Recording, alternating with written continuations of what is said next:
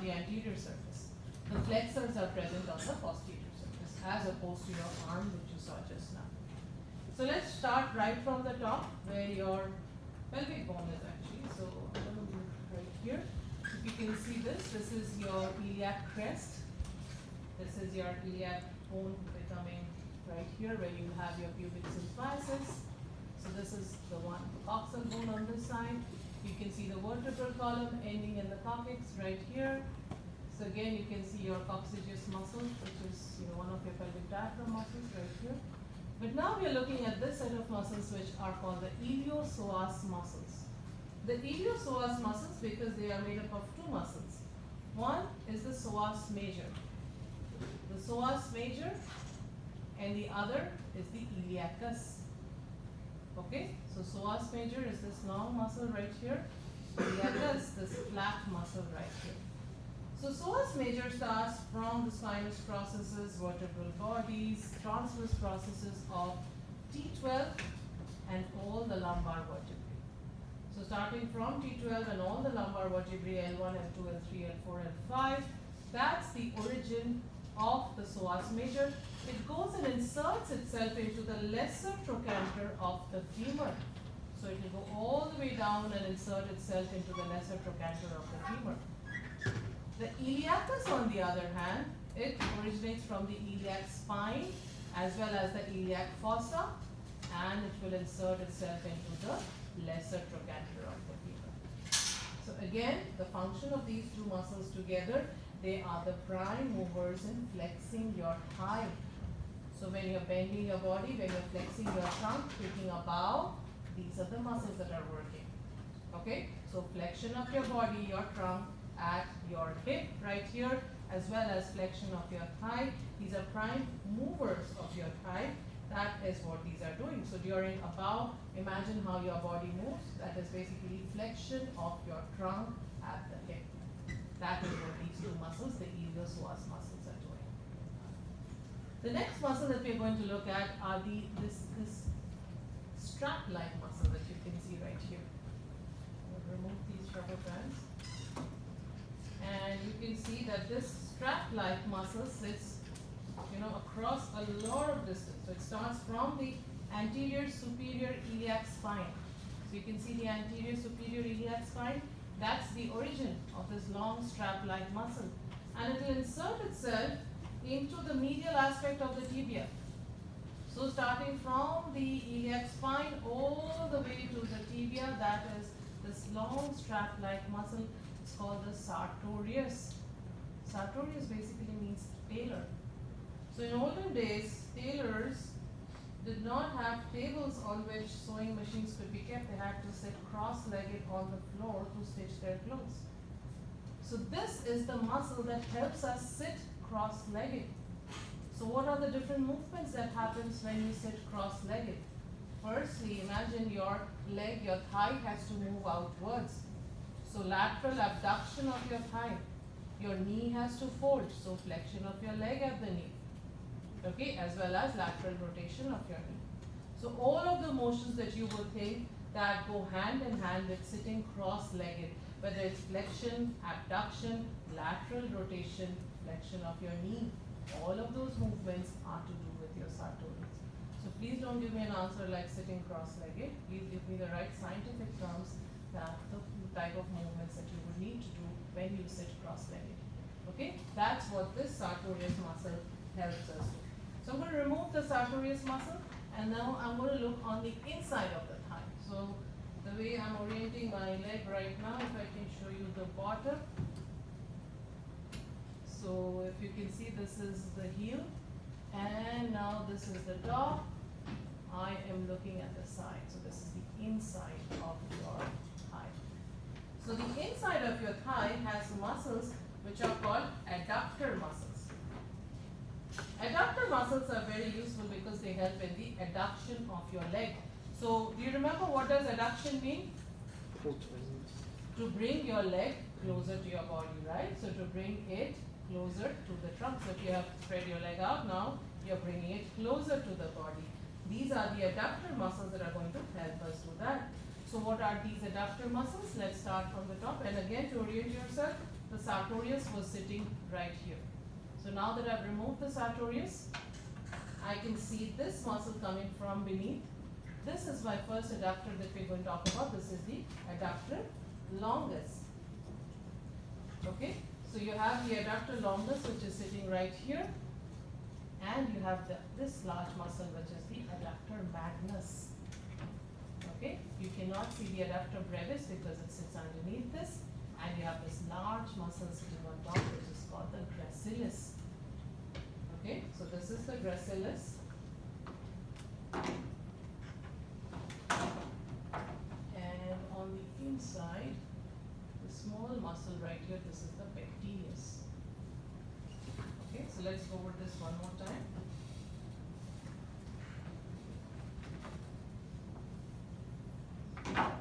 I'm looking at the inside of the thigh. The sartorius was sitting right there. I've removed the sartorius and I'm turning it around. I can see the adductor longus, the gracilis, the adductor magnus. You cannot see the adductor brevis because it sits underneath the gracilis. And now if you can turn it around slightly, you can see the pectineus right here. So all of these muscles are together helping in the adduction, medial rotation and flexion of your thigh. Okay, adduction, medial rotation, flexion of your thigh, bringing your thigh inwards. Pectineus right here, adductor longus, gracilis, adductor magnus. Okay, so that's the inside of the thigh. Now I'm going to move to the front of the thigh. So this is the patella. I'm now going to look at the anterior surface.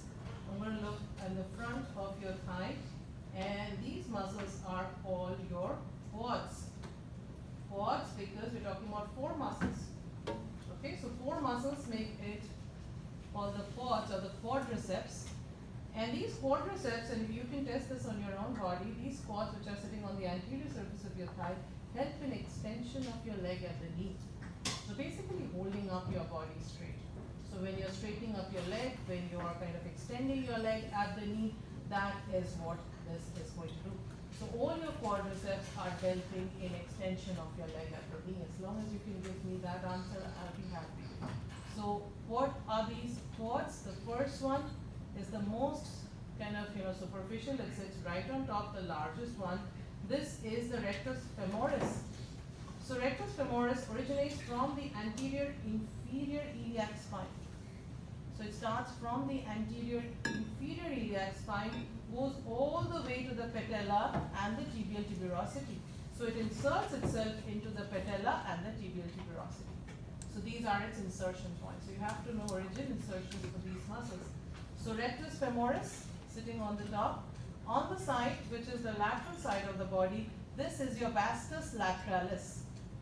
Okay, so vastus lateralis on this side, vastus medialis on this side. And the fourth of the quads is this one sitting inside. This is your vastus intermedialis. So vastus lateralis, vastus intermedialis, vastus medialis. And on top, the rectus femoris. So the rectus femoris is the only one that originates from the iliac bone. So it starts all the way from the iliac bone. Rest of all of these other quads, whether it's the lateralis, medialis, or in between the intermedialis, they all start from the femur. So starting around the greater trochanter and the intertrochanteric line, these will start from here, but they will all insert themselves all the way into the tibial tuberosity and the patella. So please remember that rectus femoris is the only one of the quads that originates from the iliac spine, from the iliac bone. Rest all of these other quads start from the femur, close to the head of the femur, where you have the greater trochanter and the intertrochanteric line.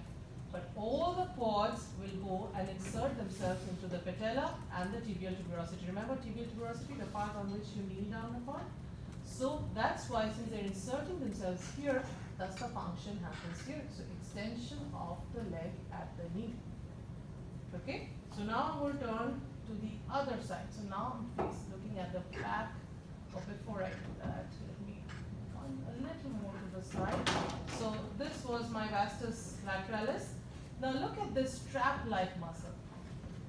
This strap-like muscle which inserts itself into this fibrous tissue. The fibrous tissue is called the iliotibial tract. This muscle which is sitting and inserts itself into the iliotibial tract right here, this is known as the tensor fasciae latae. Yes, it's there on your list. So tensor fasciae latae inserts itself into the iliotibial tract.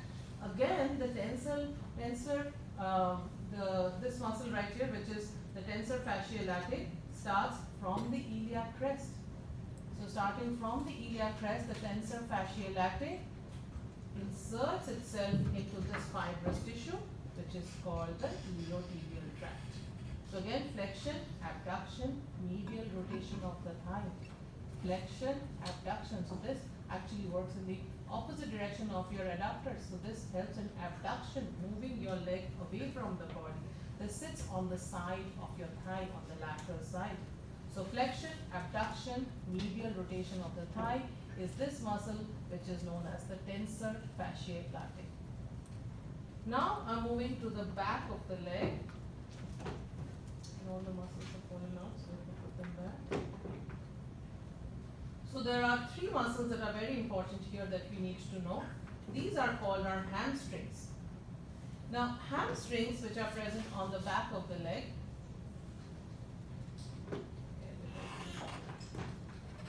right here.